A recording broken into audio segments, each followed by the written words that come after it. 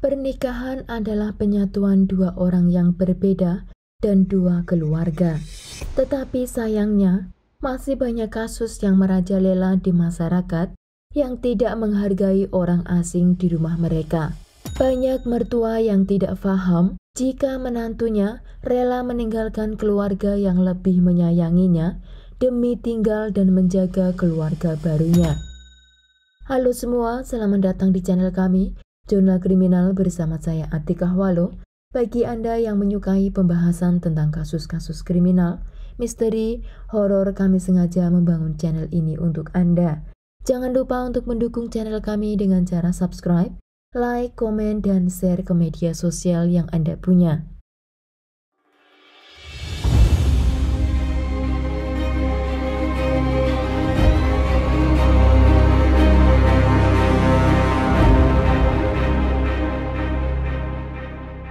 Kasus hari ini adalah seorang gadis muda nan cantik yang berusia 16 tahun di negara Turki. Dia dijodohkan dengan kerabat keluarganya. Namun kehidupan gadis ini setelah menikah berubah menjadi mimpi terburuk semua wanita. Pada bulan Juli tahun 2012, seorang wanita yang berumur 24 tahun masuk ke rumah sakit di Provinsi Ağrı, negara Turki. Keadaan wanita ini sangat menyedihkan, dengan luka-luka di tubuhnya yang sudah menimbulkan bau, bahkan sebagian sudah digerogoti oleh ulat. Berat badan wanita ini hanya 30 kg. Karena kekurangan gizi juga menurut dokter, luka-luka di tubuh ini dikarenakan dia terlalu lama berbaring dan tanpa alas yang nyaman. Wanita ini juga kehilangan banyak kesadarannya. Nama wanita ini adalah Melek Karaslan. Dia lahir pada tahun 1988 dan dia lahir di sebuah desa di Turki yang bernama Calayan. Dia dari keluarga yang sangat simpel dan dia memiliki 8 bersaudara. Dia adalah anak nomor 2. Pada tanggal 25 November tahun 2004, Melek menikah dengan seorang laki-laki yang bernama Ferdi Karaslan. Saat itu usia Melek masih 16 tahun. Pria ini juga dari keluarga desa yang sangat simpel dan jarak rumah di antara mereka sekitar 50 km. Setelah menikah, Melek dibawa ke rumah suaminya di desa tetangga. Di sana dia tinggal bersama orang tua suaminya. Setelah dia menikah dan tinggal bersama keluarga suaminya, itulah awal ketragisan kehidupan gadis 16 tahun ini. Di hari pertama setelah pernikahannya dengan Ferdi, suaminya ini sudah melakukan pemukulan kepadanya.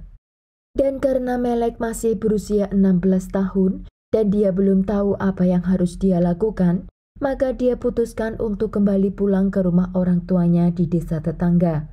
Tetapi setibanya dia di rumah dan mengatakan kepada orang tuanya juga keluarganya apa yang baru saja dia terima dari suaminya, orang tua Melek menyarankannya untuk kembali ke rumah suaminya dengan alasan dia sudah menjadi milik suaminya. Maka orang tuanya Melek pun mengantarkan pulang anaknya itu ke rumah suaminya. Setelah kejadian itu, Melek tidak berani pulang ke rumahnya dan mengadu kepada orang tuanya apa yang terjadi dalam hidupnya di rumah mertuanya. Selama beberapa tahun dia bertahan di rumah suaminya dengan banyak siksaan dari suami dan juga kedua mertuanya. Sampai akhirnya Melek dinyatakan hamil, dan kehamilannya ini tidak menghentikan perlakuan buruk keluarganya kepada dirinya. Di masa kehamilannya 8 bulan, keluarga suami Melek sedang ada pertengkaran dengannya. Suami dan juga mertuanya menyuruh Melek yang sedang hamil 8 bulan itu untuk keluar dari rumah mereka. Saat itu Turki berada di musim salju dan suhu saat itu hingga minus 30 derajat. Melihat keadaan yang kemarin-kemarin ketika Melek pulang ke rumah orang tuanya dan mereka tidak membantu, malah menyalahkan dirinya, Melek pun memutuskan untuk tinggal di jalanan. Setelah tinggal di jalan beberapa hari, Melek pun melahirkan bayinya di sana. Tetapi karena situasi yang dingin dan tanpa bantuan atau persiapan, maka bayi itu lahir tanpa kehidupan. Tetapi karena takut disalahkan lagi, Melek pun dengan menggendong bayinya yang baru dilahirkan itu kembali ke rumah suaminya. Suaminya membawa bayi tersebut ke sebuah klinik, tetapi bayi itu sudah tidak bernyawa. Setelah Melek dirawat beberapa hari di klinik, dia pun diperbolehkan untuk pulang. Kepulangan Melek tidak menjadikan dirinya lebih baik, namun keadaan malah bertambah buruk karena dia mengalami depresi atas kehilangan bayinya. Tetapi keluarga suaminya mengatakan bahwa dirinya adalah orang gila. Dokter yang menangani kasus Melek mengatakan bahwa dirinya mengalami hilang ingatan juga depresi berat yang kemungkinan dia mendapat banyak pukulan di area kepala. Ketika keadaan Melek tidak stabil, suaminya mengantarkan Melek untuk pulang ke rumah orang tuanya di desa sebelah. Tetapi lagi-lagi keluarga Melek tidak menerimanya dan mengembalikan Melek ke rumah suaminya. Suaminya pun tidak punya pilihan kecuali menampung Melek di rumahnya.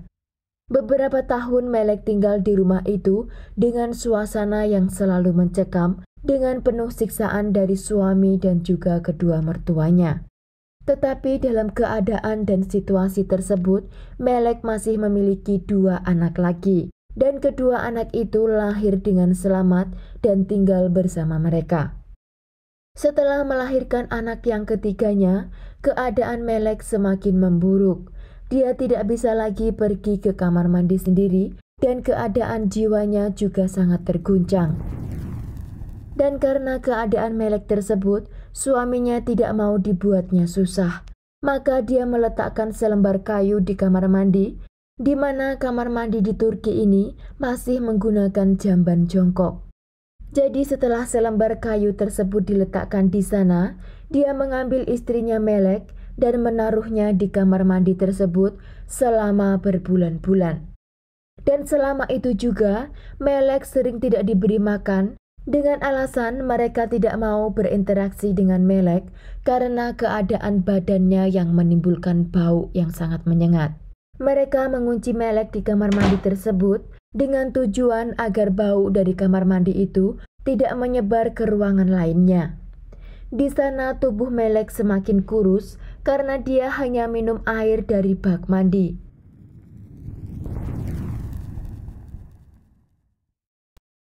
Kakak Melek yang pertama setelah sekian tahun mereka tidak bertemu, karena kakaknya ini dia bekerja dan tinggal di kota Istanbul.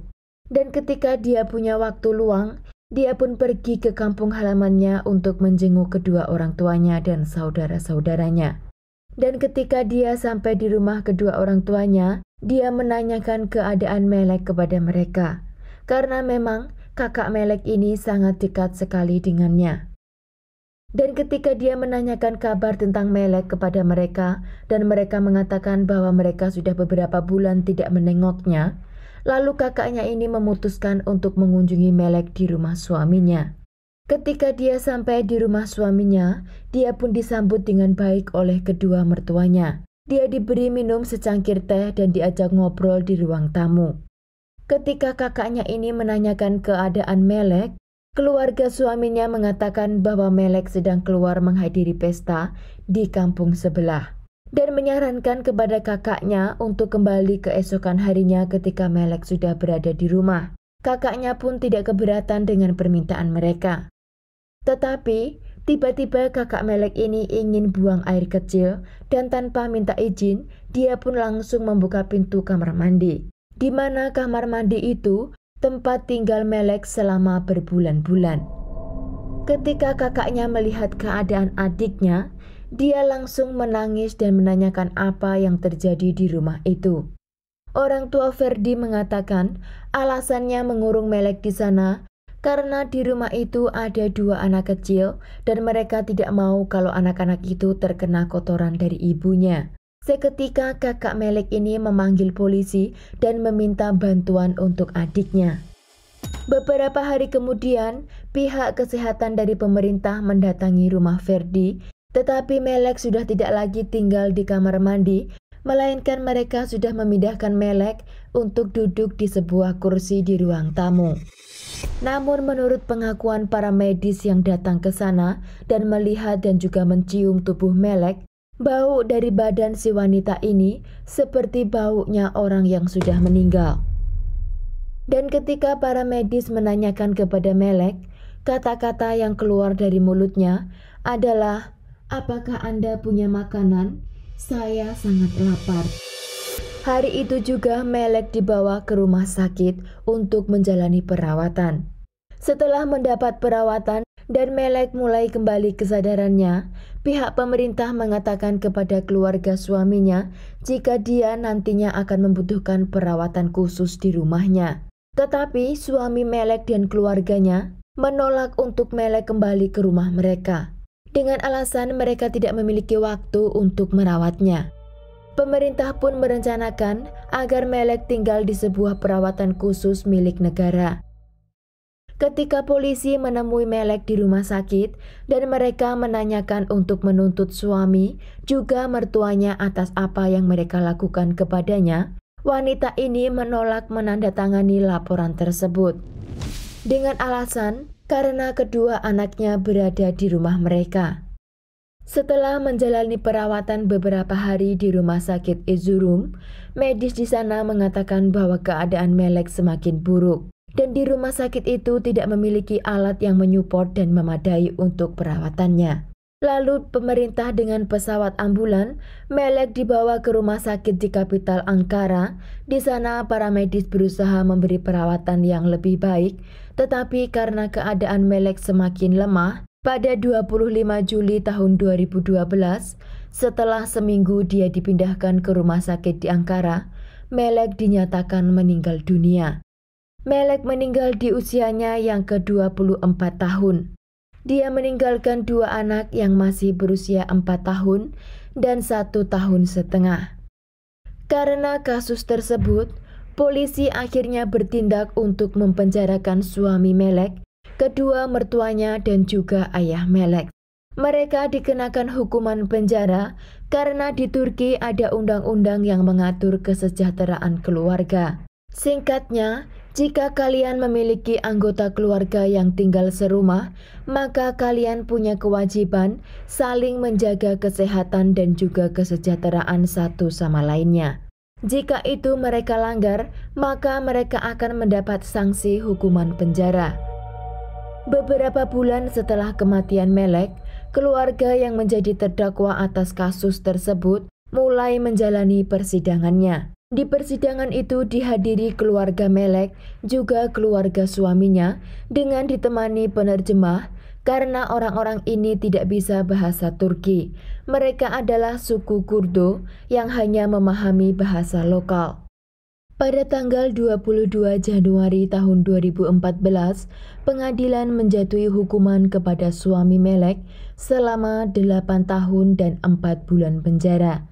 Mertua Melek keduanya dijatuhi hukuman selama 6 tahun dan 3 bulan penjara, sedang ayah Melek dijatuhi hukuman selama 2 tahun dan 1 bulan penjara.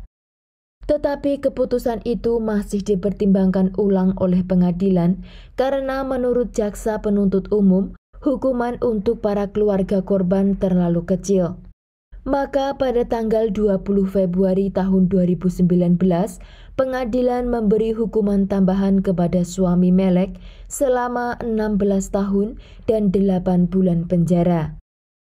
Sedang untuk kedua mertuanya, hukuman diperpanjang menjadi 12 tahun dan 6 bulan penjara. Hukuman itu menurut jaksa penuntut umum masih kurang pantas untuk kematian Melek. Maka pada tanggal 29 Maret tahun 2022 lalu, pengadilan menambahkan hukuman kepada suami Melek menjadi 19 tahun dan 8 bulan. Dan untuk kedua mertua Melek, hukumannya menjadi 15 tahun penjara. Jaksa penuntut umum masih memperjuangkan keadilan untuk Melek hingga mereka memiliki target bahwa semua pelaku ini akan mendapatkan hukuman seumur hidup. Sekian kasus hari ini, jangan lupa tinggalkan like dan komen. Jika Anda tidak keberatan, klik tombol subscribe untuk mendukung channel kami. Terima kasih saya ucapkan kepada Anda para subscribers. Sekian, sampai jumpa di kasus berikutnya.